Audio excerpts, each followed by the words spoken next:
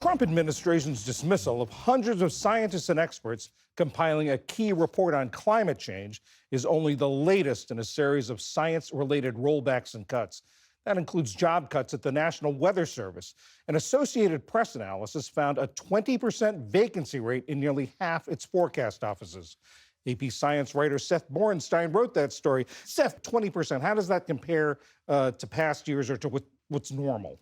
So 4 years ago, about the same time period in March, it was about 10%. A year before, it was 12%. So that's a huge jump. And when you talk to meteorologists, they sort of have a critical level they consider for an office vacancy. It's 20%. How is the ultimate consumer of their product, the American public, how are they going to feel the difference?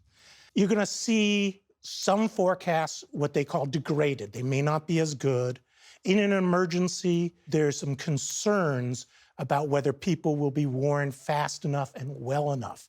If you have radar and counties and tornadoes going everywhere, and you only have one set of eyes, something may be missed. The most concrete thing we can see right now is weather balloons.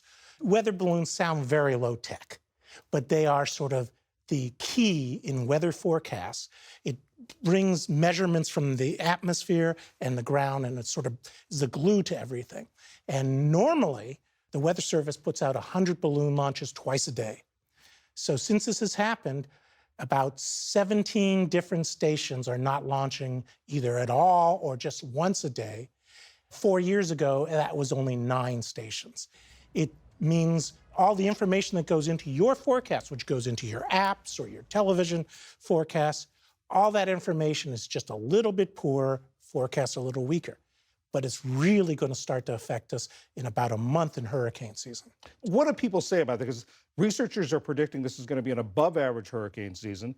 Did anyone you talked to express concern about that? Everyone seems to express some concern. Some of the cuts in jobs included people who fly into hurricanes to get more information. Some of the best information you want from a hurricane is inside the hurricane. And I was talking to a former Weather Service director who said, when there's a hurricane brewing, they actually launched more weather balloons along the northern plains of the United States, a place you wouldn't even think about, but that's where most of these cuts have been happening. I mean, what other things that are usually done not being done? I'm off-season of the Hurricane Center, I know they usually work on models to help them predict and forecast. Models are supposed to improve every year.